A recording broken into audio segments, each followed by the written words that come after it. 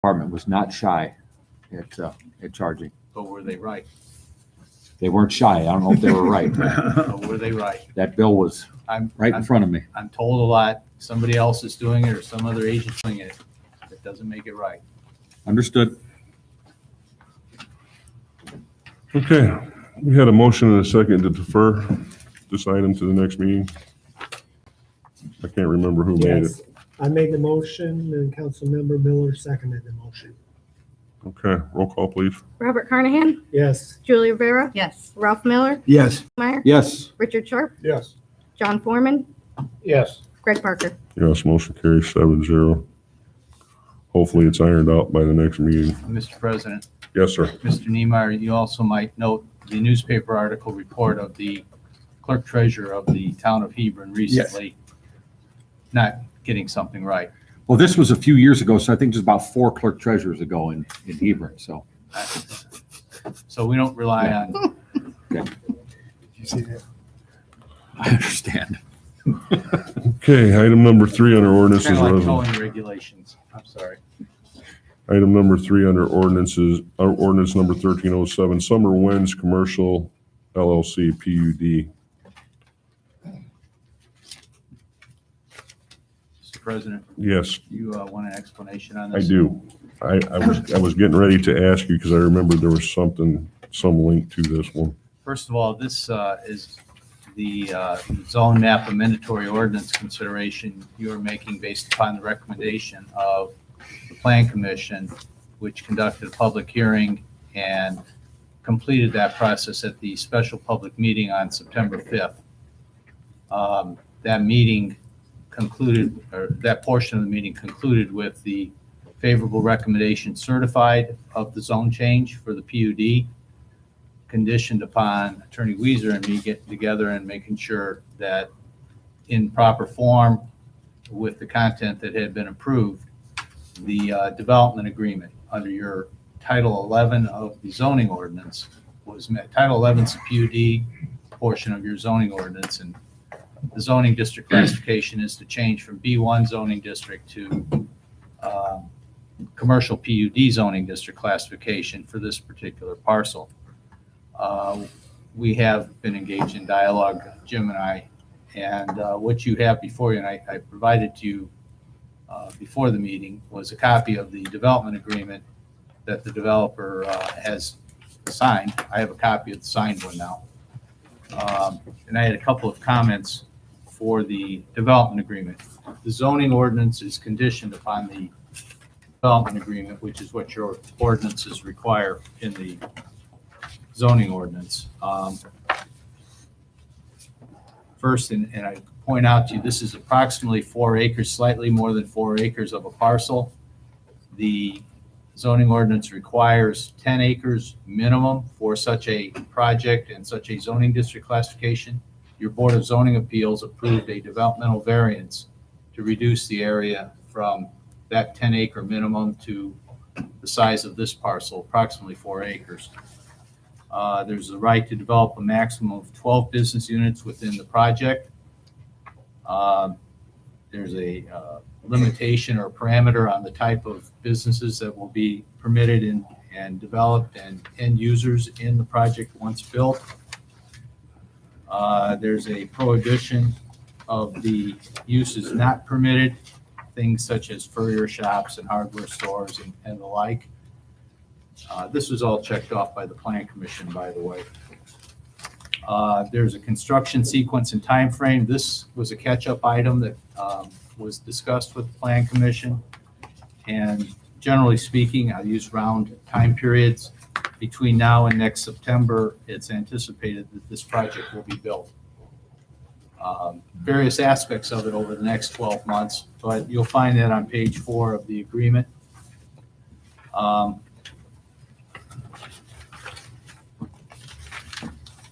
You'll see also an exhibit index, which is inclusive of the legal description. And I think Jim and I would agree legally, subject to your conditioned approval, that the legal description be swapped out.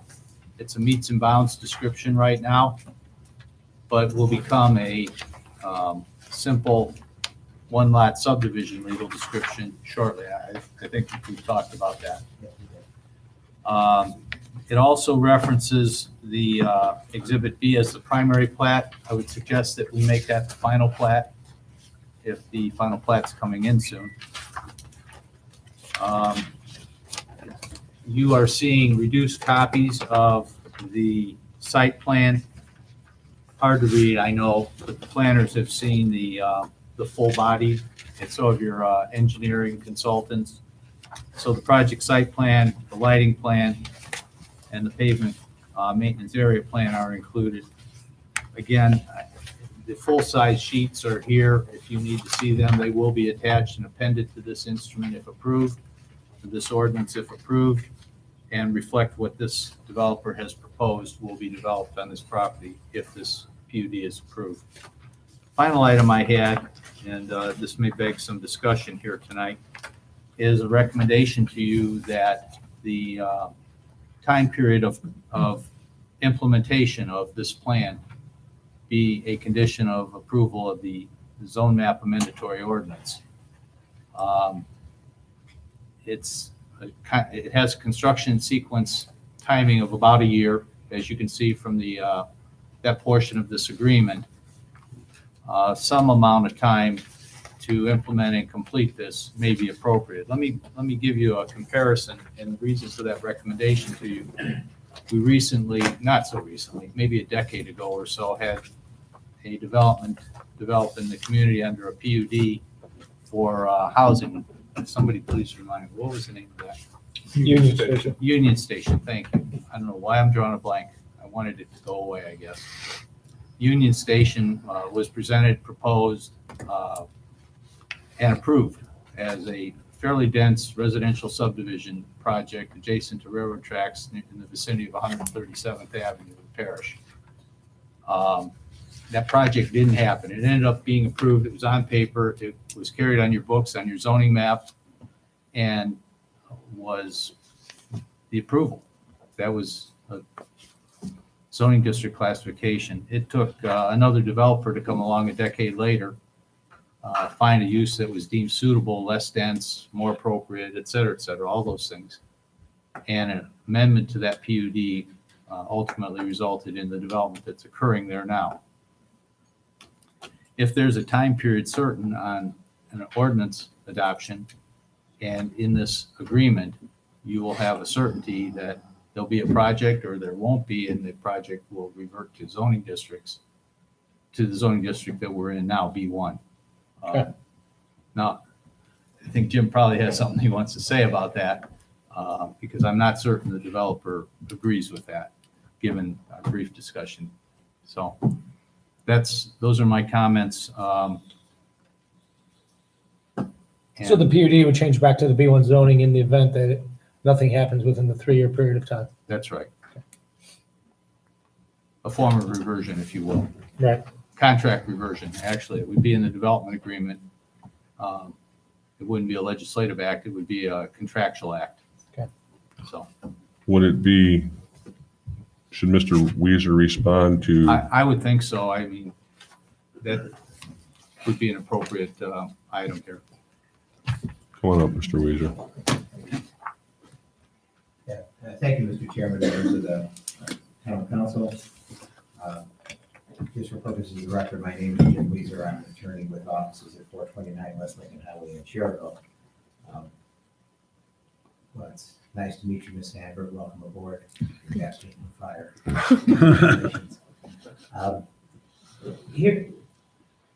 Here's the position of the developer in reference to that, and the first opportunity that David and I had to talk about this particular issue was today. Not about the whole development agreement, but about this particular issue of some type of a reversion or restriction in construction. And I have several thoughts. My client has several thoughts, as do I. And Brad Lambert is here with me today.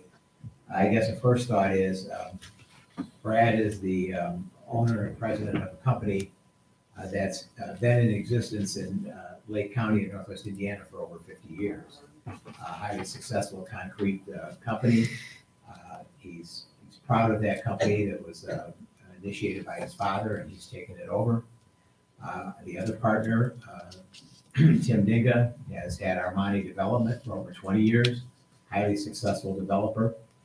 And the point is that they're local people who we think have a demonstrated track record of doing what they say they're going to do, developing what they say they're going to develop, and building what they say they're going to build. And having said that, when David was talking about the Union Station, I happen to recall that at that time, although I was not involved in that project, I was here during several of the presentations representing another client on a whole different project. And no disrespect to anybody that was involved in that project, but I remember walking out several times saying, that is never going to happen. That project was predicated on some hopes and thoughts and dreams and maybe even prayers that there was going to be certain extension of rail, that there's going to be certain collateral projects that were going to benefit that project. And had that been true, that would have been a great project. That would have been an awesome project. You would have called that pie in the sky, right? I was about to. I kind of, I stayed away from it, and the reason is because at that time, I represented the Northern Indiana Commuter Transportation District on the West Lake Corridor. And I knew exactly what the status of it was, and I knew what was being planned, and I knew what the timing was, and I knew what the potential was, and I knew that wasn't happening. And so but having said that, what we really think is it's very difficult. We all know this is a project that we think has incredible benefit to this community and therefore hopefully benefit us. It's a retail project that's going to really improve, I think, dramatically 133rd and the retail area there. And will be a real welcome addition to the community. So our thought is, and we understand, don't get me wrong, I understand where Dave's coming from. It's not that I think he's saying something that's just outlandish. Don't get me wrong. I know what you're trying to protect and I understand what you're trying to do. On the other hand, a lot of this is just market driven. And a lot of this is just driven by the economy. At this point in time, the way the economy is going, the way development is going, this looks like, instead of saying pie in the sky, I'll say a sure thing. This looks like a sure thing. But we all know, I mean, we all thought there were a lot of sure things in 2007 and 2008, and look where we found ourselves for years.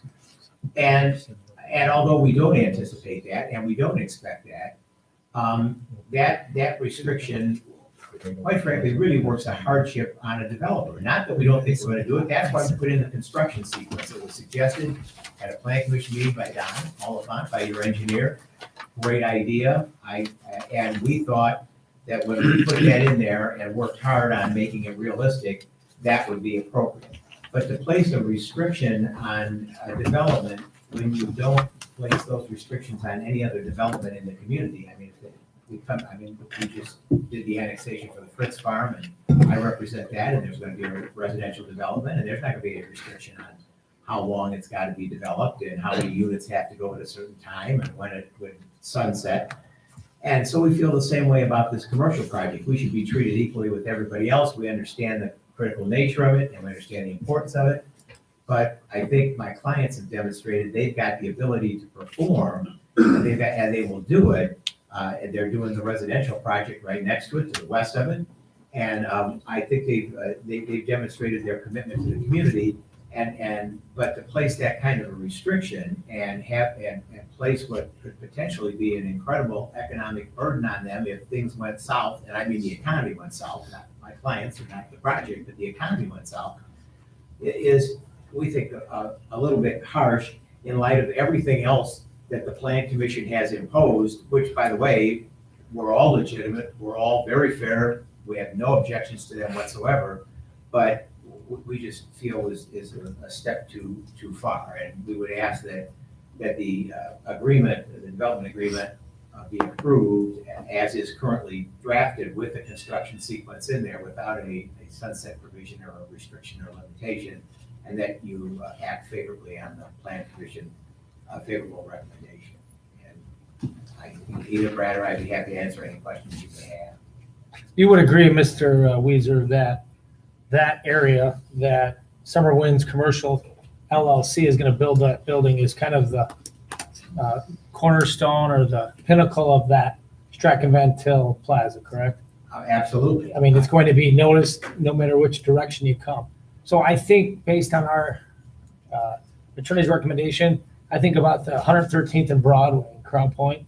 There's a building that got started. Unfortunately, there's probably a part of this downturn in the economy. It's still sitting there. It's a bit of an eyesore. So I would think perhaps his advice is pertinent, because line up the people that are going to rent it, figure out when you're going to start it, and make it happen, so that the residents of our town don't get caught looking at a half-finished building. So I think it's probably a good suggestion. And Mr. at the same President. time, I feel the pain on your side, having been committed to building the other complex, et cetera. But it's by no means, I think, anything that's insulting or anything. So I hope it's not taken that way. Mr. President, John's comments are well made.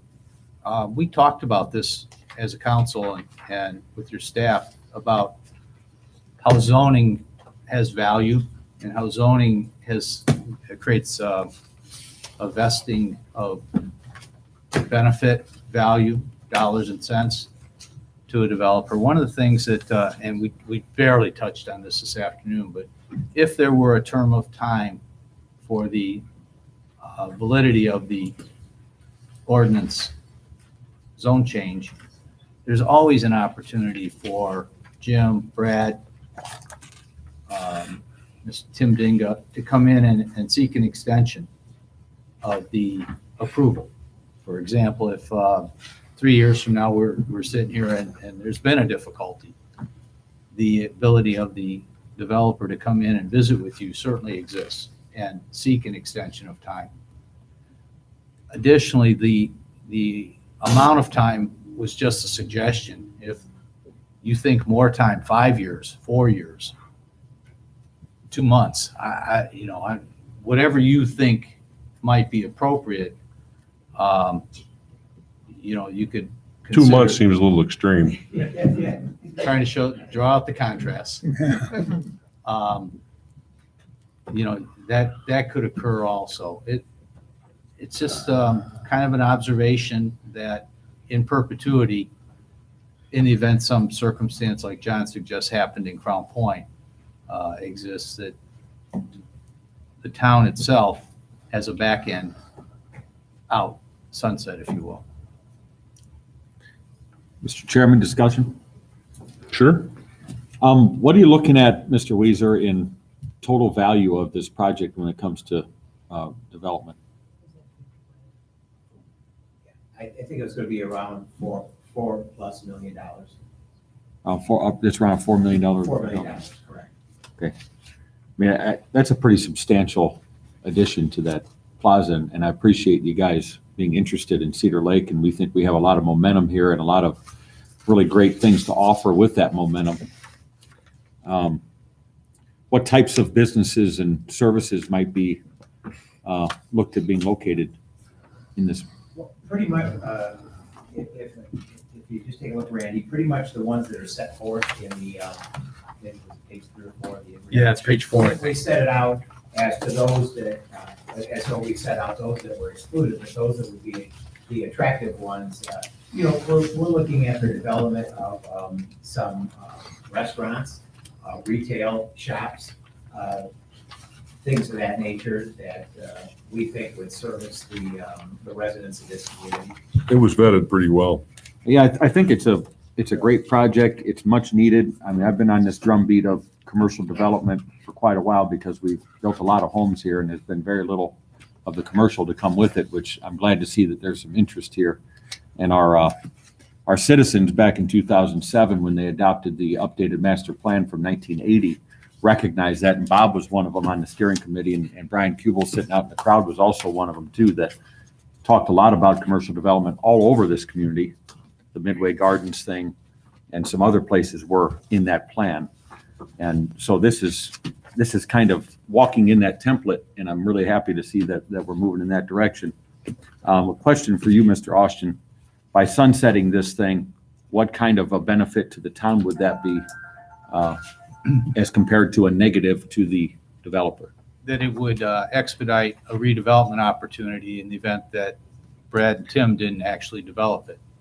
If it was not started, not commenced, So if there were an economic downturn or an unforeseen circumstance in their business dealings where something happened where they weren't financially viable to complete this, it would still allow for the town to have an opportunity to have that area redeveloped under the current zoning? it would. And if you will recall, on the Union Station, I remembered it this time, the Union Station project, when the town looked at, the Plan Commission specifically, a zone map amendment to bring that parcel in line with the thought process of the comprehensive plan, we faced challenges from the property owner who claimed value in the zoning classification and the end use that had been approved 6 or 8 years earlier.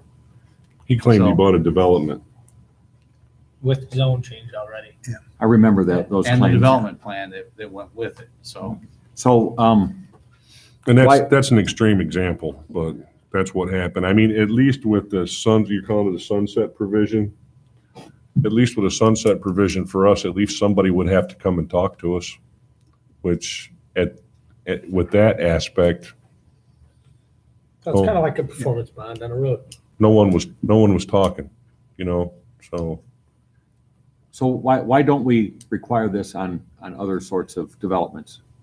Well, you haven't had very many commercial PUD I get it. projects. And this is kind of where you would find that. So this is the unique nature of it, is it's a commercial PUD as compared to a housing development that's fitting within current zoning maps. It would seem that way. Okay. Or just- somebody building a building maybe in something that's already zoned B1, B2, or B3. I'm not on the plan commission, so some of this stuff isn't as fluid of language to me as it is to Greg and John. So that's why I asked the questions. But thank you again, Mr. Lambert and your partners and Mr. Weezer for bringing this to us, to this community. And we hope that there's something that we can reach in accord here that fits everybody's needs. If I might, Mr. Chairman. Sure. Briefly. I'm not sure it's something we can reach it in the court, quite frankly. It's going to have to be, I would think, an action that's taken on this particular issue. It's going to be an action that's going to have to be taken by the town council, and I respect that. A couple of thoughts. One thought is, and one concern that Brad and I had talked about is we go along, we get started, just talking hypothetically, we have a lease agreement with the tenant to use a significant amount of space. We put up the vanilla box, we do what our obligation is, and the tenant takes a walk. And then there's a downturn in the economy, something over which we have no control, something over which we had no influence.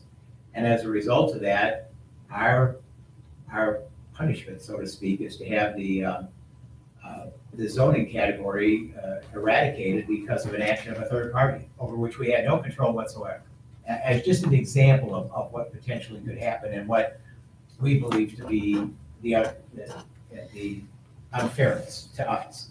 And again, I just go back to the issue that I find it a little bit difficult to accept the fact that this imposition would be made on only this development in your entire community, in a community that's developing rapidly, admittedly, as you said, Randy, more residential than anything else. But I don't believe, this is just my opinion, I don't believe that the distinction between commercial and residential has validity when it comes to that issue. The issue is, will that action puts us in a classification that no other developer in this community has ever been in or will be currently in. But we've had developers go bankrupt and we have to take the performance bond to finish the roads that they've started. Understood. So what about if we said must break ground within 3 years, or it reverts back to the proper zoning?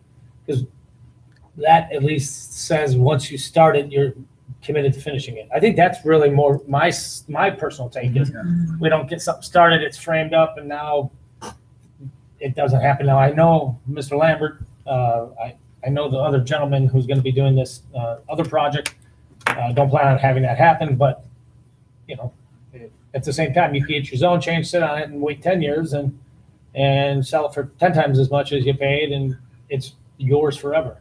So I think that's the motive here, is try to get this whole area, continue with the continuity of building and growth, and not just giving somebody a PUD and now 15 years from now, they can do what they need to do. Kind of like the zoning behind, the zoning where they're building the multifamily housing.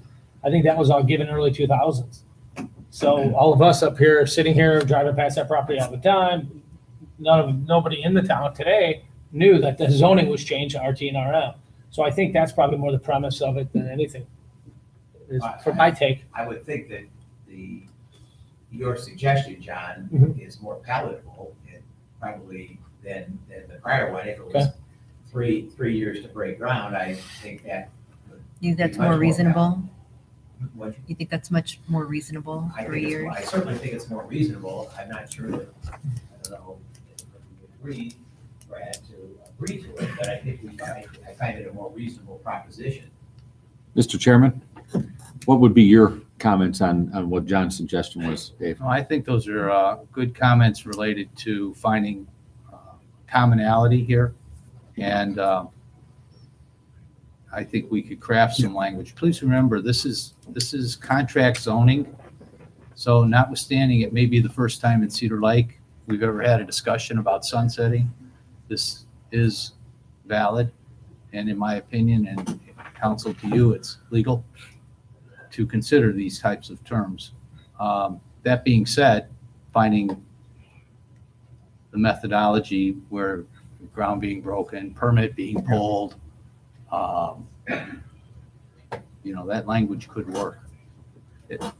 And I believe that we're all kind of on the same page. We definitely want to see the project in that, but we just want to make sure that the project's going to be completed in that too, as you do. If you needed an extension, you started something, we started to have a downturn in the community, I believe we as a group would try to help. We don't want to throw roadblocks up or anything, but we want to make sure that we're protecting the people in Cedar Lake also. We just don't, Greg, the town is invested in this.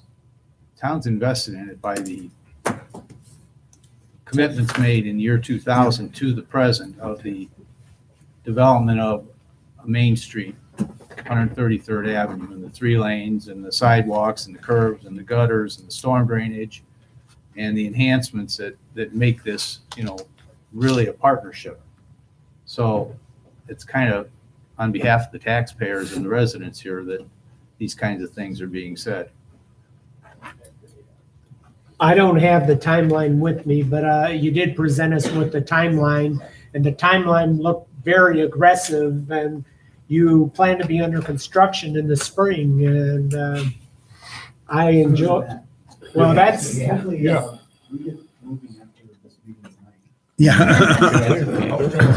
Yeah. Break ground tomorrow, right, Jim? Almost. I thought Jim and I agreed it was conservative. Yeah. No, I don't think. No, it is. See, I can respect what Brad's saying, though, as a businessman, is that you want everything to happen yesterday. I get it. Yeah. Yeah, absolutely. Yes, it is. Big time. Everything except for government. Right. Business operates in that way, and government seems to operate in the opposite way. Sometimes in reverse. Yeah. Is there any other council discussion? What, have the ordinance read? Yes. John, can you read ordinance number 1307 I can. by its title only? Town of Cedar Lake, Lake County, Indiana, ordinance number 1307, ordinance reclassifying certain lands in the town of Cedar Lake, Lake County, Indiana for zoning purposes and amending ordinance number 496 being an ordinance replacing zoning ordinance 278 entitled Cedar Lake, Indiana zoning ordinance passed and adopted by the Board of Trustees of the town of Cedar Lake, Indiana. All the amendments passed subsequent thereto, repealing zoning ordinance number 278, all amendments thereto, and all ordinances or parts of ordinances in conflict herewith, establishing the comprehensive zoning regulations for the town of Silver Lake and providing for the administration and enforcement amendment thereof in accordance with the provisions of Indiana state statutes. Passed by the town council of the town of Silver Lake, Lake County, Indiana, 13th day of December 1989. All amendments passed subsequent thereto. Nice, thank you. Mr. Chairman, I think I have a motion on this based upon the discussion that we've heard here tonight and Mr. Lambert, Mr. Weezer's input and John's suggestions. I'd like to make a motion that if, to approve the reading of ordinance 1307 with the contingency that if ground is not broken within 2 years, that the consideration of the rezoning be brought back to the table at that point. So it gives a 24-month window, and with the aggressive timeline, I don't think you'll even need that. But I think that it gives the town at least a little bit of breathing room there, that if something unforeseen happens, that we have a little protection to start over again. Mr. Austin. Excuse me. May I suggest one additional item, and that is that before the document or the ordinance is executed and attested, that we make certain, Jim, the developer, and your staff and I agree on the exhibits. So we don't have any misunderstanding. We get the correct and full-sized exhibits plus the executed development agreement. I concur. And that's perfectly acceptable. Okay, I concur. That's my motion. I It's second 24 that. months. Okay, And motion- that refers to this contract, right? Well, the development agreement gets attached as well as the 5 exhibits that are referenced. Yeah, we just want to make sure everything's clean and correct. Okay, we have a motion by Mr. Niemeyer, second by Mr. Sharp. Is there any other council discussion, concerns, questions? Roll call, please. Robert Carnahan, Yes. Julie Rivera, Yes. Ralph Miller, Yes. Randall Niemeyer, Yes, Richard Sharp, Yes. John Foreman, Yes. Greg Parker. Yes, motion carries 7-0. Mr. Chairman, would you consider a motion to, You only suspend? need one reading. Just one? It's a zoning. That's right, zoning ordinance. change. I'm sorry. No, thank you Thank so you. much. Yep. We're really excited about this. I know you are, and we're going to make this work for the Great. benefit of everybody. Thank you. Thank very Good luck, much. Jim. Mr. Lambert, best wishes. Thank you. Thanks. Okay, we're moving on to BZA items now. Item number 1 under BZA is JCT Holdings LLC, 11222 West 132nd Avenue, special use variance. The Board of Zoning Appeals sends a favorable recommendation to the Town Council for the requested special use variance to allow the petitioner owner Charles J. Gull to run an electrical wiring business Monday through Friday, 8 a.m. to 5 p.m. with 5 designated parking spots, outdoor storage of customer property not to exceed 7 days, and permitted signage by a 5 in favor and 0 against upon motion duly made and seconded at a public meeting held on September 13th, 2018. Based on what you read there and based on what I heard, this individual keeps that property immaculate, and with the favorable recommendation, I'll make a motion to approve. I would too, but I'd just like to correct it's Charles Gould, not Gull. I'm sorry. Sorry I have a second on the table. for my butchering of the last name. We have a motion and a second. Any council concerns, questions, discussion? Roll call, please. Robert Carnahan, Yes. Julie Rivera, Yes. Ralph Miller, Yes. Randy Niemeyer, Yes, Richard Sharp, Yes. John Foreman, Yes. Greg Parker. Yes, motion carries 7-0. Good luck, Mr. Gould. Item number 2 under BZA, Cedar Lake United Methodist Church, 7124 West 137th Place, special use variance. The Board of Zoning Appeals sends a favorable recommendation to the Town Council for the requested special use variance to allow the petitioner owner Ken Pruitt. Is that right? Is that spelled wrong? Pure, that's good. Puent. I'm Pastor sorry, I've been Ken. saying it wrong, Pastor Ken. Pastor. Ken is easy. I've been saying it wrong. I apologize. To operate multiple business in a lot in town by a vote of 5 and 0 against upon motion duly made and seconded at the public meeting held on September 13th, 2018. I guess that's the way that has to be, but I don't view the church as being a business or operating a business.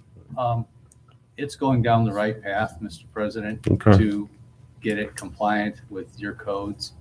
And it was a public hearing that was conducted, so the neighbors are noticed and all of that at the BZA. And AT&T and the phone service look at all churches as businesses. They get charged a business rate. Well, Bob, I'd fight that if I were you. Oh, yeah? More good work from the government. Be a new challenge for you. I would like to make a motion approving the favorable recommendations sent to us by the BZA. I'll second it. Any questions, concerns, comments? Who seconded the motion? I did. Ralph? Motion by John Foreman, seconded by Ralph Miller. Roll call, please. Robert Carnahan, Yes. Julie Rivera, Yes. Ralph Miller, Yes. Randy Niemeyer, Yes. Richard Sharp, Yes. John Foreman, Yes. Greg Parker. Yes, motion carries 7-0. Mr. President, Yes, sir. could I take you backwards 2 items, please, to the Summer Winds project and ask your consideration of soliciting a motion to approve entry into the development agreement that was talked about. You approved the ordinance. The development contract is a separate instrument that will be appended to the ordinance. Mr. Chairman, I'll make that motion to enter into the development agreement with Summer Winds Second. Commercial LLC. Second. Motion by Mr. Niemeyer, second by Mr. Sharp. Roll call, please. Robert Carnahan, Yes. Julie Rivera, Yes. Ralph Miller, Yes. Randall Niemeyer, Yes. Richard Sharp, Yes. John Foreman, Yes. Greg Parker. Yes, motion carries 7-0. Thank you.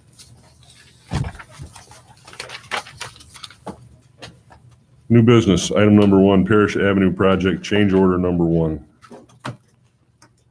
Ms.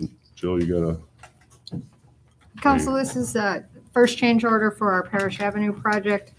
Soil stabilization was needed on the roadway subbase from stations, et cetera, following the soil analysis performed by ATC and work performed by Rock Solid. Neil is here from Nice Engineering. I wondered what he was here Offer for. more explanation. Not really. This is a $70,449.90 change order. And still keeps us within budget. Yeah, we ran into some soils issue on the south end of the project from basically the first 3,800 feet from 151st Avenue. We looked at several options for stabilization, and 15-inch deep cement stabilization was the most cost effective. It ended up being about 35 to 40 grand cheaper than doing a full dig out and undercutting those areas. So there was a value there. We knew during the design process we would have some of these issues, and we had an amount in the community crossings application for those issues, and unfortunately that was not funded by community crossings because they don't fund contingencies. But fortunately, the contract came in well below budget, which we had done as part of the bonding process relative to what we wanted. You were just talking about that earlier, Neil. You think that community crossings things should be called community blockings? No comment. Interesting question. I would say anytime someone's gonna give you a 50% match on construction project, jump through the hoops. Yeah, It's just all of it happened at once. it certainly, I was saying road in closed. Some executive, communities are getting every 75%. road between That's based on. 231 and DeMott, every east-west road is closed at the same time. I misunderstood your question. I thought you meant So- the process we have to go through on the staff level to And me, meet all the requirements. me as a common sense, pragmatic kind of guy wonders what kind of planning goes in to closing every east-west road for a 20-mile radius or 20-mile stretch. Diabolical. That's the type of plan. It's insanity. Yeah, it is. I actually think. That takes a lot of coordinating, actually, to try and do It that. is. And you'll probably be in a position if you fully take advantage of these community crossing funds in the next 5 to 6 years where you will be struggling to find roads, to do, which is a good problem. Well, there's one guy in town that has a helicopter, maybe few other people should invest in carpool with one of those. Okay, That so might be what it gets $70,000. Yes. It's been very annoying for me, So are folks, we going sorry. to use all of our community grant money, the $690,000? No, that amount was reduced by those contingencies. I don't have the exact dollar amount in front of me. So that'll go But back we to will- this, that'll go No, back to it was state? reduced before we even got it. We were awarded 690, but once they looked at our bid, we took the contingencies off and then divided the project in half. Because our bids came in favorably, Mhm. the 690 that we applied for and were awarded was reduced before the check was cut. So Exactly. It's a benefit that the town's still the recipient of the 50% of the reduced cost. So we will use every dollar that NDOT's given us. My concern is because there's some communities that didn't finish their projects and they weren't allowed to get projects this year. There's communities right now, and I'm aware of several, that cannot apply by 10 days from now for the September letting because they did not finish their 2016 projects. We're not gonna have that problem. Okay. Okay. Thanks, Neil. Thank you, and more than likely, I'll come back to you again with an area for the north end. There's significant issues with the sub-base on this road, so I don't wanna. Don't threaten us, Neil. So I do apologize for that, but I'd rather have for clarity that there's some challenges on the base, and we're handling them as cost effective as possible with Jill and Tim and your staff. I'm just teasing. We love having you. You always provide a very adequate and in-depth explanation. Thank you. Thanks. I'd like to make a motion to approve the Pettis Avenue project change order, one, $70,449.90. Is there a second? I'll second. Discussion? Yes. When is this thing going to be passable? The southern area is technically passable right now for emergency services. We always make sure they can get in and out. The contractor has till the end of this year to complete the project, but we anticipate it being done in the area generally around Halloween. Okay, so that's when automobiles will be able to travel it. That is the anticipated schedule, assuming everything goes according to plan. Now, we have added some additional work to the project with an access to Lift Station 11 and the Ledgestone access there with the XL diesel lane, which were not included in the contractor's original schedule, but they appear to be moving at a pace which would allow those to be incorporated, still done yet this construction year, hopefully within the next 6 to 8 weeks. Okay, And that property that you're talking about on the north end that may need some stabilization, that's within the construction of the project? Yes. Yes. And And we anticipated potential issues, so we did plan a little bit in the funding. Okay. With our change order, with Yeah. our change order We allowance. have a change order allowance that we haven't touched yet, which was $45,000, and I didn't want to include that in with this work because we don't know what other issues we'll run into, but we want to make sure we're upfront that we're doing this economically as possible for, get the best bang for the taxpayer's dollar. And how did you discover the north end? Because there was concern south. Why wasn't that all dealt with at one time? Well, we haven't got to the north end yet. Okay. So we're working obviously from 151st north through 147th, 145th, and then moving towards 141st. But based on the soil analysis that ATC performed, we anticipate there will be some level of stabilization through that area. that entire road from 137th to 153rd was an absolute mess when it comes to subgrade. It I would think we be knew that for a long time. a go path. Yeah. If this was the old days where that road was stone, in the spring of the year, it would be all mud. We actually found areas that weren't part of the original soil boring analysis that had a 1/2 inch of surface pavement and 4 inches of stone. So, It's amazing it held up as long as it did. yeah, for sure. Well, thanks. You answered my question. Thank you. Sorry to interrupt the vote. Thanks. Anybody else? Roll call, please. Robert Carnahan, Yes. Julia Rivera, Yes. Ralph Miller, Yes. Randall Niemeyer, Yes. Richard Sharp, Yes. John Foreman, Yes. Greg Parker. Yes, motion carries 7-0. Okay, thank you. We'll get back to work. Thanks, Neil. Thanks, Neil. Item number 2, Cedar Lake Summerfest Town Grounds Request 2019. Jill? Council, we received a request from Summerfest asking for use of the town grounds for Summerfest for 2019. Obtaining the dates and completing the resolution will come later, but for contracting purposes for bands and different items, they wanted to ensure they would be able to use the grounds from July 3rd to the 7th for the event. Chiefs, are you guys okay with that 5-day event? It worked out okay this year? I will commend him. He was down here with me from morning to night, the chief. Did you get him some shirts, Bob? No, he has to wear a uniform. I could probably fix him up, but he needs to wear the uniform. But I was impressed with him. Is I'll there, get you some uniforms, Chief. Wednesday, Thursday, Friday. is there a motion to approve the Summerfest So Town moved. Grounds request? Second? Motion by Bob, seconded by Randy. Roll call, please. Robert Carnahan, Yes. Julie Rivera, Yes. Ralph Miller, Yes. Randall Niemeyer, Yes. Richard Sharp, Yes. John Foreman, Yes. Greg Parker. Yes, motion carries 7-0. Item number 3, Dixon Engineering Professional Services Agreement. Jill? Council, several meetings ago, you engaged Nice Engineering to prepare the design for a elevated tank for the east side water system. Part of that agreement included having a coating specialist review the bid specs for that project. This is that agreement to have Dixon Engineering look at the specs that Nice Engineering is going to include in their design.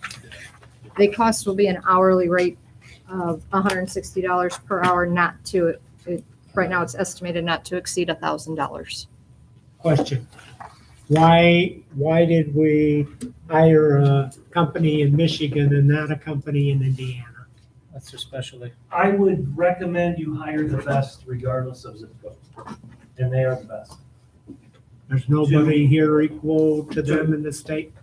I don't think I would be doing the council and the residents a service to select someone by zip code knowing that we have the best that we've worked with for my 24 years at my company, and every community that works with Dixon speaks of them and appreciates their work very highly. So I think the fact that they may not happen to be local is irrespective of their ability to perform and work at the absolute highest level. Did you say not to exceed 1,000, Jill? Yes, this is just That's pretty cheap. to review Oh, the the design specs that he is putting together. So when the And bid goes out, it's the Yeah. right specs. Absolutely, and I'll be the first to admit, That's the cheapest engineering proposal we've ever seen. So I was, I thought you made a mistake. I'll say. Thought they missed a zero. It's not a lot of work, but it's very specialized. Okay. It's more dealing with ANSI, AWWA, ASTM designations, and that's not something I specialize in, and I think it's a very good idea for a low cost to have someone who does specialize.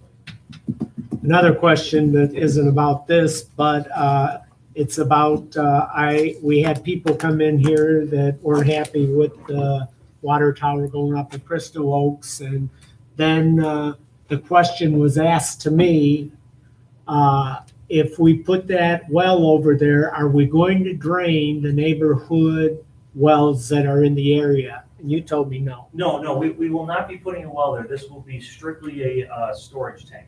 And this will be, as we've discussed at the last meeting, strictly to deal with your peak hour flow and provide moderate increase to your average day demand. Where will that water come from then? Your production facility, as we have it existing in the Robbins Nest system, which is your east side, and we're looking at additional production facilities to acquire generally south of this area that would connect into there.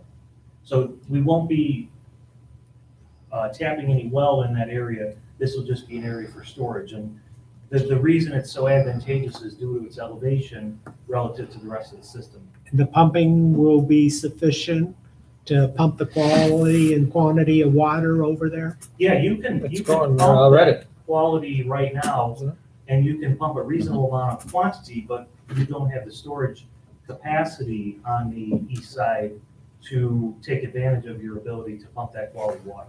And this is what the tank does, is provide that storage to weather through the peak hour events and some of the max day events that you have with the usage throughout the 24-hour cycle. I was under the impression that we needed to look for some more wells because that wasn't capable of producing the quantity. We found additional wells and we're working diligently with staff to acquire that. Okay. And it's a balance. You give me a teaspoon of storage up in the air and give me 2,000 gallons a minute a well, I can handle that. If you give me 2.5 million gallons of storage and 2 gallons a minute of production, we can work that way too. But it's always in the middle of those two extremes. Okay. You good? I'm good. Is everybody good? I'd like to make a motion to approve Dixon Engineering Professional Services Agreement not to exceed $1,000. Second. Motion by John Forman, second by Rick Sharp. Roll call. Robert Carnahan, Yes. Julie Rivera, Yes. Ralph Miller, Yes. Randall Niemeyer, Yes. Richard Sharp, Yes. John Foreman, Yes. Greg Parker. Yes, motion carries 7-0. I'll get them to work and work with you to get the contract executed. Thank you. Thanks, Neil. Thanks, Neil. We're going to move on to town council reports. I got a couple things I want to, because I can't remember anything, and I want to make sure that I get them out before I forget. Jill, you have some information on a young man that grew up here, did 4 years in the service and 4 years in the Navy. That written communication was provided by Ms. Govert, and it was asked by her to include it for the council for their information This for Josh's journey. this gentleman's battling cancer. So it's written communication as part of your meeting packet. Can you go ahead and present that information now? Council, in your packet is information, as I said, submitted by Ms. Govert on Josh's journey against lymphoma. She gives a history on Josh as well as a GoFundMe page where people are encouraged to donate to him and to help with his medical bills. There's There are And- updates on him and Josh, his status. since you do so well with that Facebook thing back there, can you give this item a little Facebook press for us? This guy graduated, Josh. I've never met him, but he's from here, graduated from Hanover Central in 2001. Some of you may know him, remember him. Did 4 years in the United States, not United States Navy and United States Army. He's battling cancer. His condition is not great. So anybody that can help him out with his GoFundMe or their GoFundMe efforts would be appreciated. I have one more of those things. Somebody asked me to present this one as well tonight. Some of you may know about this situation too. There's a benefit for the Van Drunen family, Saturday, 29th of September. Please join us to support Todd's battle with cancer. All money raised will help the family with medical bills and expenses. And that's at the Lowell VFW in Lowell, Indiana, from 3 p.m. to 11 p.m. What date is that again, Greg? September 29th, Saturday, September 29th. And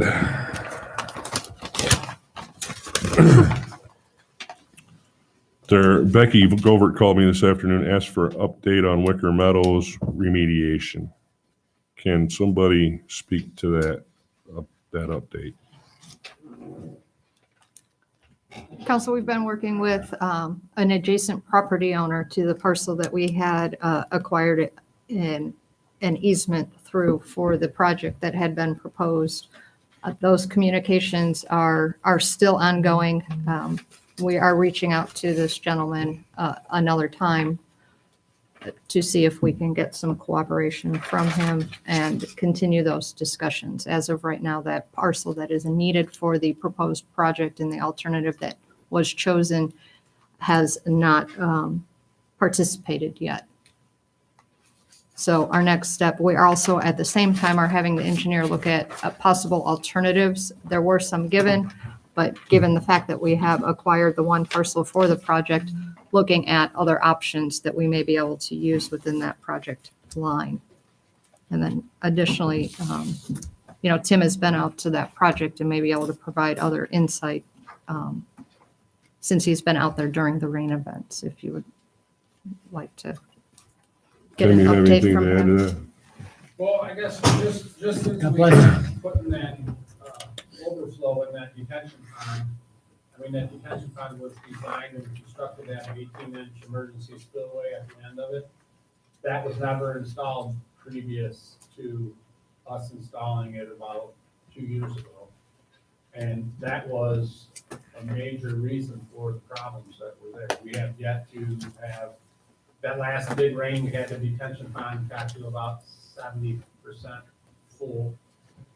The emergency spillway was just barely spilling over a little bit, but that elevation change in that pond, the water used to go up 2 feet higher and go out a little 6-inch pipe. So that's why the Gover's property and a lot of those properties were being overcome by water because it was being held up like a dam pretty much. So now that that level is dropped, that 18 inches, when that water gets to that point, it falls, it goes out of that pond as fast as it can come in.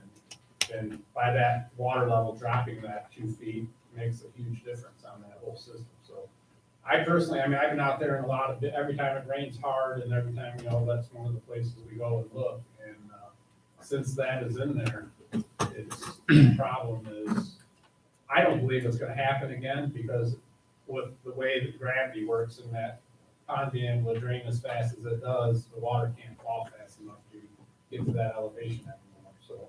And Saturday, August 20th, 2016, I walked that area when Muir Woods was flooding the streets, and there wasn't any water going into those yards.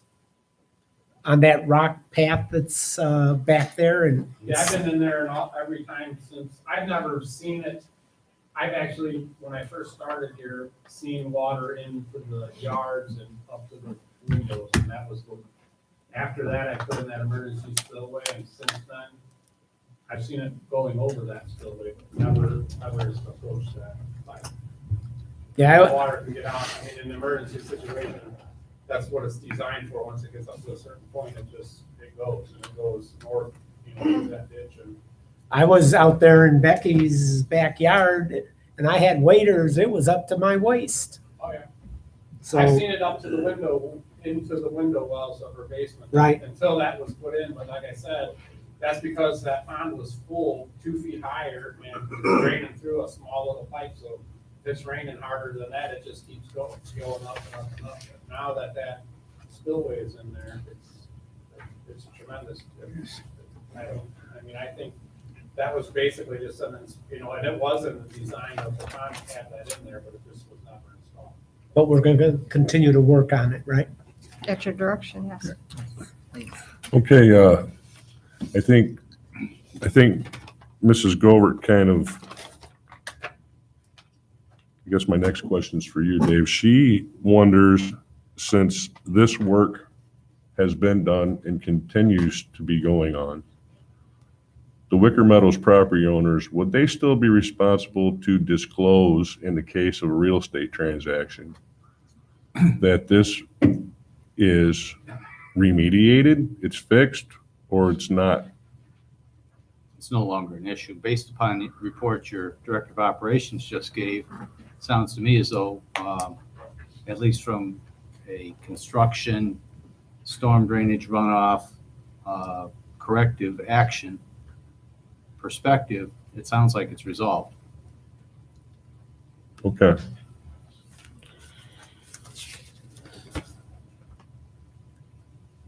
All right. I think I covered everything that I have. Town council reports. I would just like to say I want to get a proclamation prepared. I don't have it tonight, but Fire Prevention Week is October 7th through the 13th, and our next meeting will be on October the 8th. So let's support the fire department. October 8th is already soon. I thought I just looked at my phone and the second Tuesday was the 8th. But we See, meet on the first and third that was- Tuesday. You're proposing, Oh, okay. Well, I can have I looked at my calendar. We're wrong. gonna be at the Ames Summit. Right. You're pro- So we can have a proclamation here for the next meeting. for Fire Prevention Week. Right. Todd, did you get that straightened out to where you Yeah. could do the We're gonna elementary do school? Fire prevention month. Fire We're gonna spread out fire prevention week over a whole month period, so we can hit all the schools, not try to jam them all in 1 week. Okay, So that way, we're able to get all the schools. We have so many schools now that want us. It was impossible to do it now in a week, so now we're gonna start every Wednesday in October, we're gonna go to a different school. I had a meeting with the school, Hanover School Corporation. It's not gonna affect MacArthur, because we're gonna actually do MacArthur week of fire prevention, but everybody else will be fine. Very all good. right, good, thank you. Anybody else?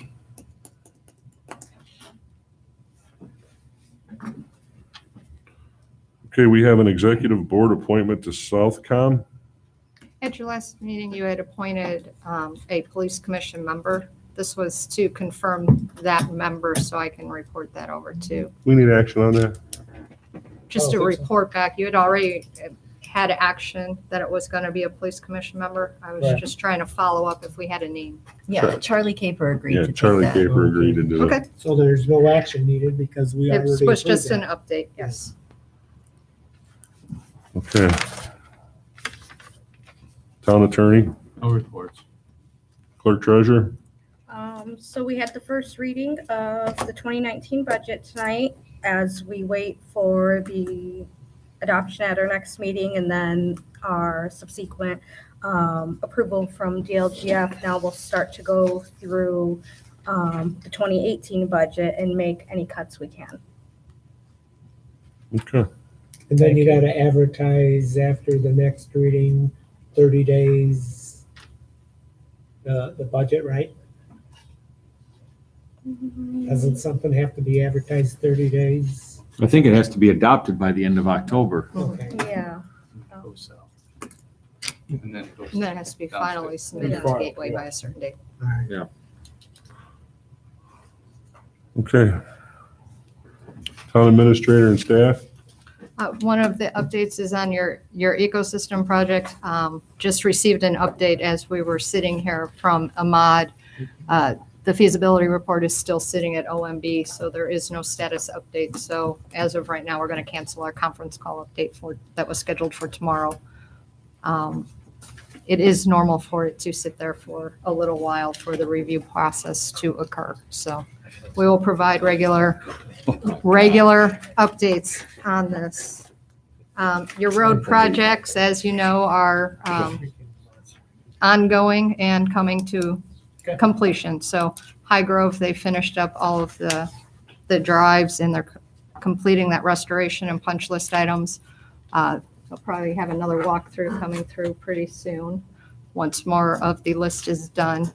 South Shore surface layer was put down today and will continue tomorrow. And we'll I'd keep imagine the going. folks in High Grove and South Shore are out running, buying roller blades and skateboards to take advantage of those nice new smooth roads for the first time in history. So I think it's pretty cool. It is pretty neat. They're having parties. So, legal restoration, the scheduled September 5th meeting was canceled and now the one for. Right, we're still having communication, which is an email saying there really is no update, so it doesn't make sense to use dollars to have a phone call to say there's no update when we have an email that there's no update, so. And just Jane Ball, Save Streets, that's just about completed. The project itself is completed, the in-depth closure is what is being completed. And who's just doing your report, Joe, you or Bob? I'm just asking That's on the questions. Christopher Burke report, so that's in written communications. Just to add to the street projects, if I could a little bit, the closing of the 3 projects that we're working on right now will be somewhere around the neighborhood of about $18 million in road projects since I've been on the council. I know that Bob's been here a lot longer, so the number's a little higher, but we've made a lot of progress in the last 8 years, really aggressive. The only year that we took off that I remember was 2013, where we didn't have any projects that we actually did, but we had some that were planned. So it's been quite a journey here when it comes to road projects. So Bob's got a lot of seniority for a guy in his early 50s, don't he?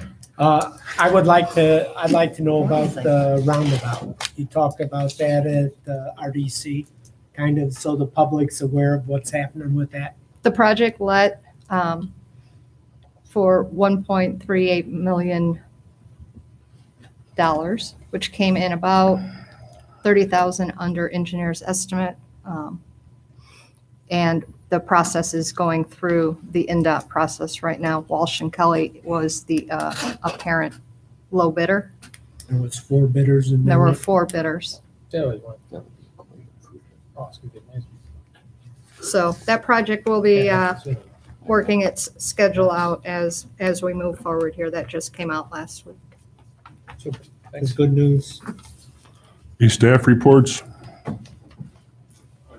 Just one thing I want to mention, in conjunction with the Legacy Foundation, we're going to be co-sponsoring the discussion that's still Wednesday, September 26th at St. Michael's Church. Be a collaborative effort between town and the chamber to have a discussion similar to last year, although it'll be abbreviated from last year's event. There's also 3 other discussions going on the same day on the table here at town. That'll be at 6 o'clock p.m. September 26th. Okay, any other staff reports? Okay, we got one work session item, the weapons ordinance. Chief, you have any updates on that? I've been in discussions with Jill, looking at prior ordinances on the books, having that open discussion, potential to visit that. Okay, because there's a young man here, I know he's gonna be asking questions about it at our next public comment. Council, just to provide a little history on where we're going, you had adopted an ordinance on weapons and regulating their use within town.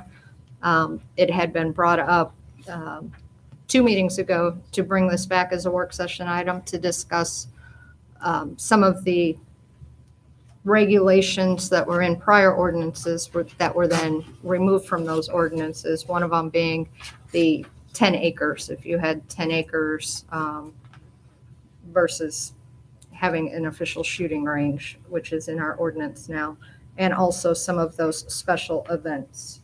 So that was to be your discussion as far as a work session this evening. One of the things that I had been asked at one point, and Chief had compiled for us over the end of the summer here, was how many calls and incidents they had received for shots fired or weapons offenses.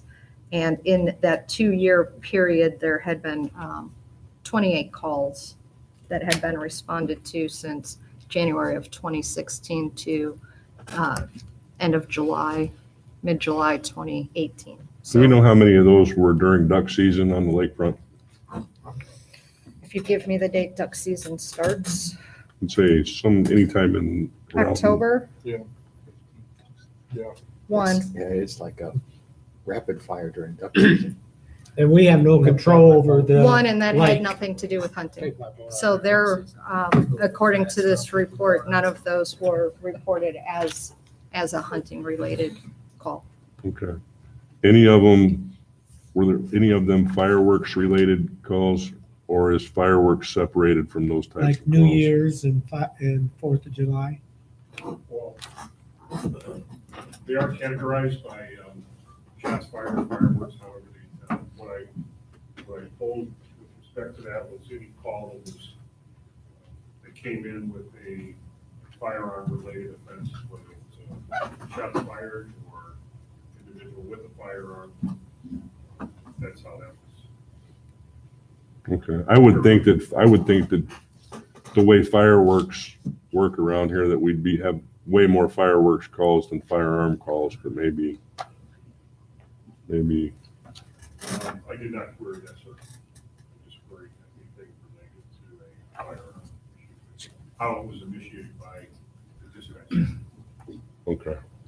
And then I've always heard on New Year's Eve to New Year's Day, people are shooting guns in the air. Which is incredibly dangerous. Right. Why people do that, I have no idea. But someone can Come down get and kill killed 'em. just as easily with a landing bullet as if you pointing a firearm at them and pulling the trigger. It's just a random type thing. Why people do that, I can't understand.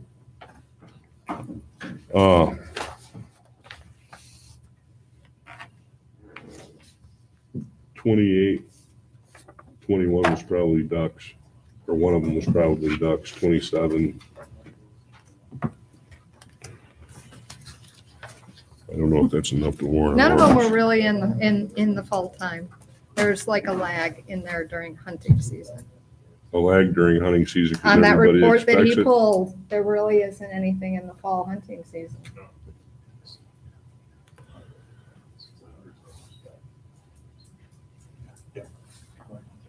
Okay. So what, do you have a rough draft of what we're I look- have prior ordinances and what those ordinances contained. One of them being, bear with me here, in your 2011 town code, shotgun use was allowed for 10 acres. That provision was, it shall be unlawful for any person to discharge a shotgun within the corporate limits of town unless such shotgun is discharged upon a parcel of land or a body of water 10 acres or more in size. A violation of this section shall be deemed a Class B infraction. This is based on the 1982 town code. Should we put There a was statement in there also- for rifles though, chief? Shouldn't it have something that no rifles are shot since they go so far? Shouldn't we differentiate between a rifle and a shotgun, or Yeah, I think it should be specific. I feel like it would be intelligent. Then there was also conditions in here for having a license for a duly authorized and approved organized shooting contest or exhibition of an organization by submitting a written application to the chief of police. And then the conditions of that application and the review process, and there was an application fee for $10. And which is kind of what the Legion was doing. so those were the two items that were of discussion that you guys have had in the past, and that was, I believe, the direction from a couple meetings ago that you guys wanted to discuss possibly amending the current ordinance, which doesn't allow for either of those two items. Like I said before, I just like to see something that makes sense rather than a hard and fast regulation where somebody could pick up either an ordinance violation or a gun charge for something that is relatively innocent. That's my Well, your current ordinance concern. allows for legally appointed local federal law enforcement acting within their capacity. A person who is legally authorized or licensed to own or possess a firearm, acting in self-defense, defense of their dependents, or defense of a fellow citizen, if the circumstances are that a reasonable and responsible adult would determine that discharging the firearm is of absolute and immediate necessity, and that no alternative and less dangerous solution is feasible at the time, and in doing so does not violate any local, state, or federal laws. Duly licensed hunters, provided all applicable hunting laws and regulations are adhered to.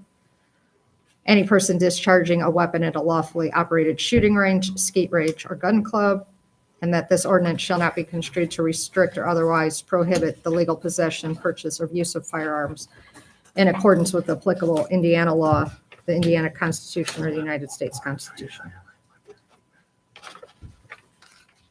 So that was the restrictions on your current ordinance. Thank you. Okay, hopefully we can have some more discussion about it. Any council members want to weigh in on that, or? I think if we're gonna do it, we should try to get it finalized and roll with it so we can put it behind us. I know it's been a hot button My item opinion. at the county level too, where there's been some people that have come and complaining of, in, just down the road from us in Arrowhead subdivision. Arrowhead, where there's been bullets lodged in buildings and things like that. And then there's been the other side of the argument about, you know, the free exercise of their rights, which I think is true too. So I think there's got to be a happy medium there somewhere where I'm gonna. private property owners who, I read that article that you're citing there. yeah, there's two articles, two separate ones, one where there's people for, one where there's people against. And I think the county's considering the same thing about how to develop kind of a happy medium where people who don't necessarily want bullets in their buildings don't have that, and the people who want to shoot can still do that too. So there's got to be something sensible in there. We've got laws on the books that we can enforce right now, though. If somebody fires a weapon and hits something on your property, there's laws on the books right now that they can be held accountable for. One of them is criminal recklessness. I know people who have been charged with it for just those such things. Now, if you don't have enough responsibility, if you don't possess enough common sense or responsibility not to shoot up your neighbor's buildings or their house, they should be arrested for that charge and taken to jail. No excuses and no more new laws. And I don't know why the people who shot that lady's building weren't. That's exactly Charged. I guess I don't understand that when there's laws that can be enforced and don't get enforced, and we think more laws are going to make things get enforced, or abolishment laws are going to change things or make it better. I mean,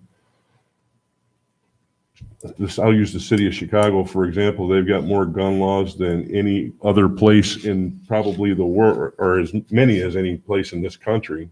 And they got more gun violence than any place in this country. Guess who they blame us? They blame Indiana because we have lax gun laws. Give me a break. I agree with you, Greg. I think an enforcement of the laws on the books is great. And I think protecting people's rights, whether they want a right to shoot a gun or a right to peace and quiet, is kind of the same thing too. So there's got to be a balance in there somewhere where there's some respect and given to each other in the process. I agree with that.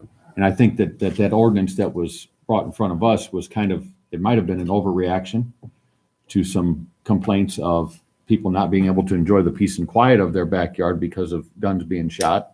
They don't always call the police. But I think that now that this discussion's kind of been ongoing, that there's an opportunity here to kind of develop some common sense interaction between neighbors, that we don't necessarily have to regulate it, but we have to encourage some good practices. That I don't disagree with that either. But I mean, like I've said before, in my own personal experience, I don't like what goes on here during the 4th of July with all the people coming from out of town, in town, and blowing up everything they can blow up. It drives me nuts. It's crazy. But there's no way to enforce that. Don't like it, nothing I can do about it. I choose to go to my farm and have peace and quiet during that period of time. I do it every year.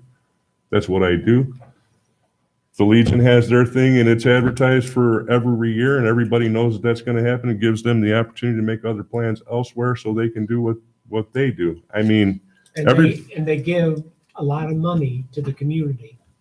But They do. people also American can't Legion. always make plans to go to a different location Yeah. either. So I mean, there's just got to be I a understand balance. that, but for one event a year, especially I'm for totally good with that. veterans, I don't think it's that big of a problem.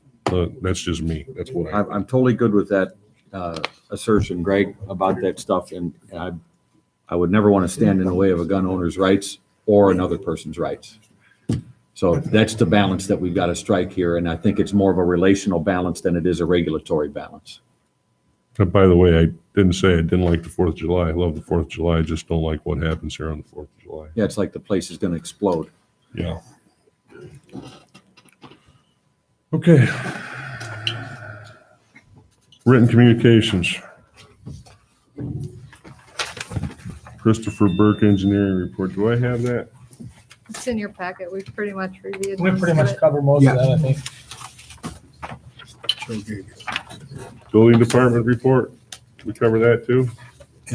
We did not cover that. That was distributed to you in your mailboxes at the end of August. We're currently at a total of, as of the end of August, 116 new building permits with a residential value of $19,515,731 and 319 alteration permits valued at just over $4.4 million. And that doesn't include all the work Tim, Michelle, Tammy, and Jessica have been doing for the month of September. Okay, we already talked about Josh's journey. Anybody have anything else? It is recommended that you cancel your October 2nd council meeting because the majority of you are going to be at the AIM Summit. There's only 2 of you that would be present. You won't have a quorum. Makes sense. There's not even 2 of us that are going to be present. Okay. So then your I'm next going to the council Hillfire. meeting will be, Is IAC that week? Is that where that is everybody's- IAC, yeah, the AIM Summit, Okay. So how many are going to IAC? 5. 5 are going to IAC? I'm going Rachel. Me, Jen. You gonna bring home a first place this year? I'm hoping to be in the top 3. We'll see how it goes. Who else isn't going? What are you doing? I'm got an election to take care of. I'm not going away. He's gonna I'm be gonna be kissing out babies. I'm out there. Shaking babies and kissing. And a hands? reminder is that October 1st is your change in your garbage service. West Side will be on, west of Klein will be on Mondays. East of Klein, excluding South Shore subdivision, South Shore will all be on Mondays. How many houses you up to now, Bob, with that info? He's got a whole map. 1,400 1,400 houses Bob's been to inform them of the garbage. service. That's what I'm Service doing. I'm change. just passing the letter on the town's behalf. That starts when, October 1st? October 1st. Actually, October 2nd for the east side. October Well, October 1st, 1st, they won't get picked up. Right. east of Klein Avenue is on Tuesday. Correct, West of Klein Avenue will be on Monday. correct. We've advertised it on our website, on Facebook. We have posts set up to go out and remind people that Friday, that Sunday. Obviously, I'm sure we're going to have quite a few phone calls on Monday or Tuesday when people's garbage aren't picked up. So we'll continue to send reminders out. Am I forgetting anything? So with that, your next council meeting will be Public- Tuesday, Oh, yeah, do we October need action 16th. to cancel that meeting? No? You make the recommendation as the president. Is there a motion and a second to cancel October 2nd town council meeting? So moved. Unless Bob wants to have a meeting all by himself. Is there a second? Second. Roll call, please. Robert Carnahan, Yes. Julie Rivera, Yes. Ralph Miller, Yes. Randall Niemeyer. Yes, Ooh, sorry. Ooh. it's okay. Amy used to goof it up every now and then, too, so it's kind of normal tradition. Oh, Niemeyer. Completely I can out of speak, order I today, swear. too. It's all right. Richard Sharp, Yes. Good. John Foreman, Yes. Greg Parker. Yes, motion carries 7-0. That's my sister's. Is it? Renee. Yeah. Is there any public comment? And this public comment can be on anything. It doesn't have to be an agenda item. Any public comment? Come on up. Just state your name for the record and address. I have a comment. I've only been in Cedar Lake for maybe 12, 13 years. I love it out here. But I don't think I tell anybody to move out here anymore, because you're taking a wonderful place to live. And it seems like all your plans, everybody needs revenue, I understand that. But you're going to be turning this place into a suburb, what you find in Lake County, Cook County. And I think it's very sad that you're destroying such a good, safe area to live in. Thank you very much, ma'am, but just so you are aware, everyone up here except for one person, I won't say who, voted for all the subdivisions that we presently have being built. They just all got delayed since 2008. And in addition to that, we kind of have no control. if people own land and they want to build houses, there's not much we can do. And I appreciate your opinion very much. So what we're trying to do now is try to find a balance to what's intelligent growth. Whether we like it or not, if you copy and paste what's been happening since we were kids buying shoes in Hammond, it's coming south. And so we're trying to do the best we can with the tools we have. And you're absolutely right about the revenue. It's going to impact schools and everything else. So it's a very tough challenge, and we're trying to do the best we can. And thankfully, Carol, since we started growing, we've actually gone up in the rankings when it comes to public safety. Our communities become safer. Complaints about your safety or your first responders, because it wasn't a month ago, they saved my life. But it's just the changes that I see, I feel like, I do like it out here. And I don't want to leave out here. You're right. That is the challenge that we face too, Carol, is that if we're not growing and there is no growth, then you're actually shrinking. And you can just look at communities like Gary is what happens when the shrinkage starts, is that you still have the bills to pay, but you don't have the revenue to pay it. And so there's a balance. I moved from Lansing, Sure. which was very congested. And Well, and they're going through the shrinkage now too, and they can't pay their bills. So their growth in Lansing actually stopped, and now they can't pay their bills. Their schools are all in deficit, and the taxes just keep going up there. stopped because a lot of people started moving out of there too, and the businesses started moving out of there because. It's a Because of taxes was most of it. Taxes for one, Yeah. sure. That's a challenge. I mean, let's face it, the whole state of Illinois, especially Chicago's in bad shape. And what's so nice about Indiana, you don't have idiots running it. Well, I can say what I think. I mean, you've got good people running it. Carol, I've never known you to hold back in saying what you think. Never known you to hold back saying what you think. Afraid about getting old. We can say what we think now, and we have an excuse to. Yep. Thank you. Thanks, Carol. Thanks, Carol. I'll bet you want to thank me by putting me on the door. No, No, not the case at all. not at all. Sometimes the more simple things are, the better they are. And you're stuck with me. Is there any other public comment? Come on up. Speaking of growth, what I think would be. Can we get your name and address for the record? I'm sorry. My full name? Yeah. Austin J. Verbeek, Okay. And your address? 14230 Magoo Street, Cedar Lake, Indiana. Okay, go. That's good enough. Go ahead. Good job. What I think would help forward and make and add to the growth of this town would be the inclusion of public municipal broadband. Allow me to read this proposal that I have written down. I took notes. My name is Austin J. Verbeek. I am a resident of Cedar Lake. I also work here. I'm going to vote here. I'm here today to discuss building municipal broadband internet here in Cedar Lake. Why it's essential we build it now and how it will be beneficial, how it will benefit our community. Recently, the FCC decided to repeal net neutrality, a decision that, if citizens do not act, could end the free and open internet as we know it.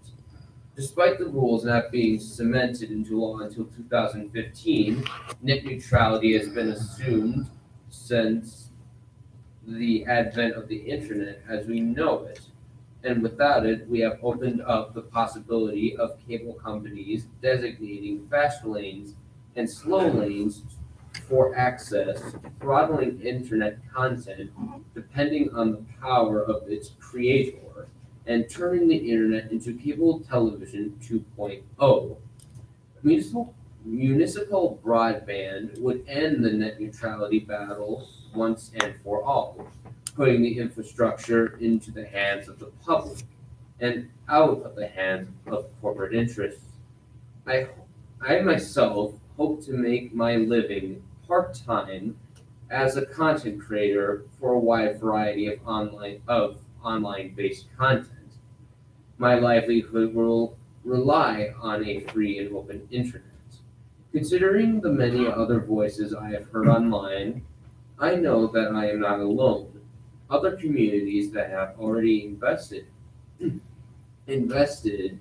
this Chattanooga, Tennessee, Sandy, Oregon, Longmont, Colorado, have created infrastructure in which residents enjoy the highest quality internet in the United States, comparable to that of other developed nations, at a price that is lower than what most people pay for internet in the US. More importantly, a free and open internet is essential to this country, and we can do our part right here in our own community. Let's build it. The time is now, and for everyone who took the time to join me tonight, howdy. That's right, good job. Very interesting That's a subject. Great That's job. an Austin. Good job. interesting concept. Very nice. No, I may not have may not know how it will all work out. I get to, research this.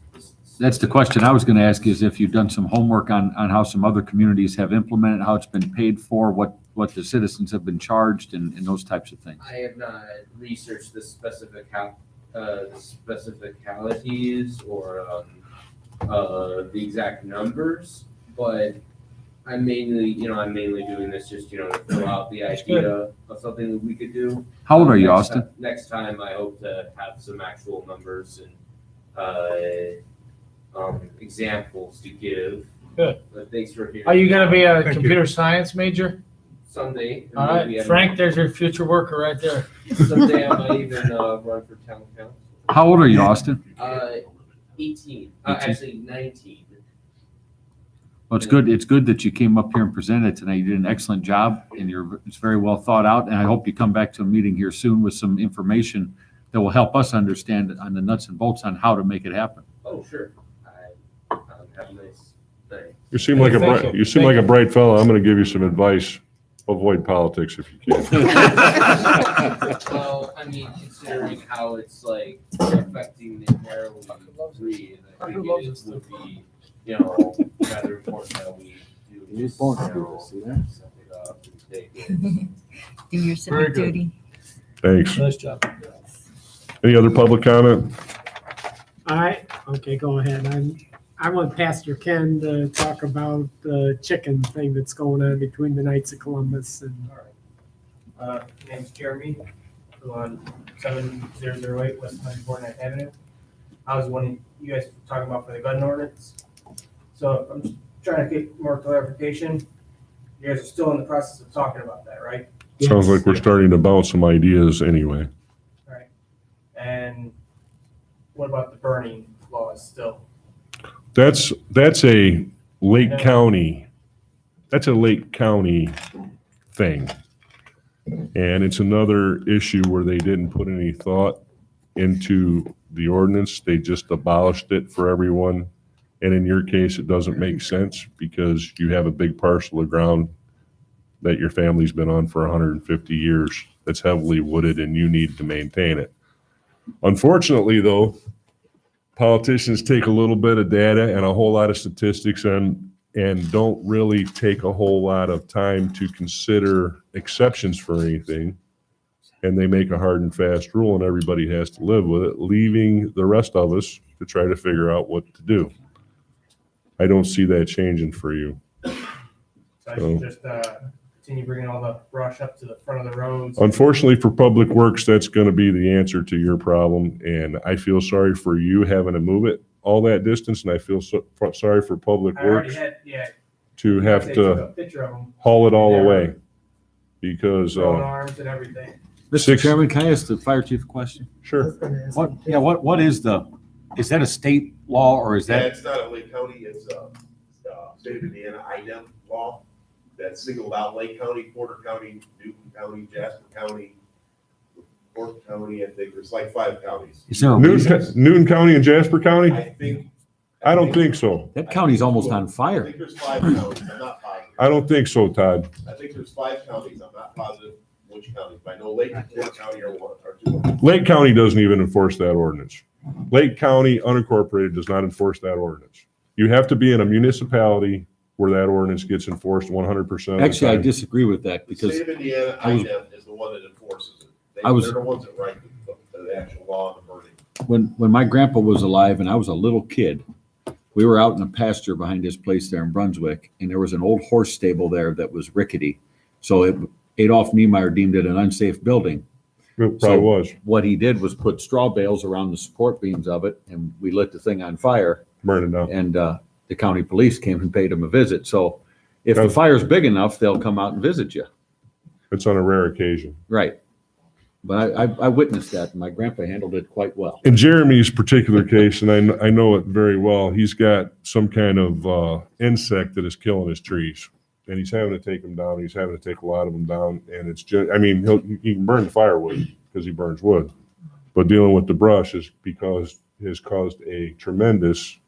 What kind of trees are they? Actually, he was planning on having, Ash or Now, IDEM will allow you to burn if you have infestation. I have There's I have, several rules for that. of the sticks that probably reach from one end to the other end, about the high as the ceiling, and that's how many sticks I have. Todd, what are the rules to burning when you have an infestation? Do you know Well, it? And that's only a they're few very trees that I cut specific down. for like tree farms and people that have acreage.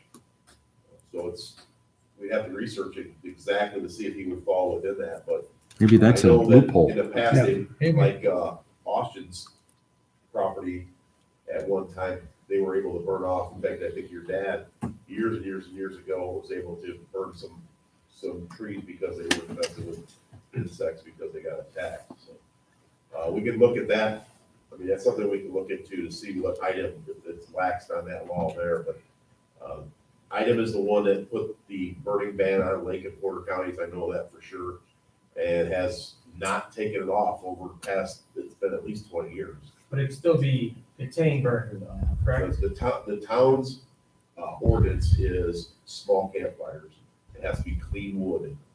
And that will supersede it, but it has to be clean wood, small campfire. I think it's 3 foot by 3 foot in nature. Can't be yard waste and brush and leaves and stuff like that. It has to be clean wood. All right, so when I have to come back to determine. Why don't you come down and see me at the fire station and we'll go through the state law and I'll notify IDEM for you. And we'll have a conversation with IDEM to see if you qualify for that. That exemption. That would be great. it doesn't do you any good for, as far as preparing for your wedding, because you've been having this dance all summer trying to avoid, because he was planning on having his wedding on that property and never could get it cleaned up. And Never mentioned that he had a insect infestation in his. oh, he might have not have mentioned it, but I mentioned it several times. So I look out my back door and see all his dead trees, and I know they all got to come down, and he's got a lot of them down, but he's going to be doing that for a while. And Public Works is going to be cleaning it up for a while unless we have some sort of, and Tim, I don't blame you, because you're going to have to put a couple, at least if he was able to get a pile out there every week, you're going to have to put a couple guys on that for a couple days. Every time he puts it, as much as he's got piled up, it's going to take forever. I hope Todd can figure out something here to find some sort of loophole here to walk through, that if he's got an infestation, burn it. God, it just makes sense. Should have been burning a little bit of time all along, in my opinion, but here we are. Yeah, break the sticks into 3-foot pieces and have little campfires. Yeah, that's brilliant. It'd be like the And don't they Buffalo allow tire fire, for Buffalo, special Indiana. burning permits?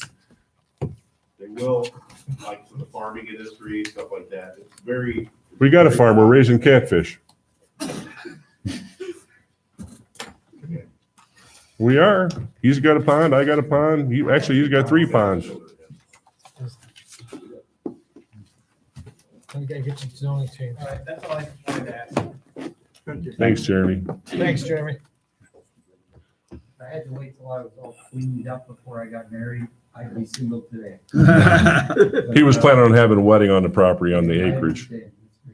That's great. Ken Pewen, 13641 Morse Street, at Councilmember Carnahan's request.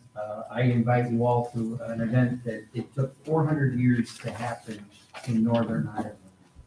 But the Catholics and the Protestants are going to get together on October 13th, on Saturday, from 11 to 3 at the Knights of Columbus. And we've contracted with Nelson's Porterfit Chicken. Wow. Which is pretty famous in the South Bend region. And they're going to bring us some barbecue chicken to sell. And for $10, you can have a big chicken meal and enjoy the company of all of us getting along together. So thank you. Very nice. A milestone. Thanks. That is pretty cool. Yeah. Is there any other public comment? Okay. No other public comments? Seeing none? We're adjourned. Greg, good job. Hit the gavel. Yeah, hit the gavel, Greg. Yeah. We're rocking. Have a great evening, folks. Hey, good job. And then that is for your signature only. John? Fire ban in Newton County. Yes, sir. Be careful, keep it open. Thanks.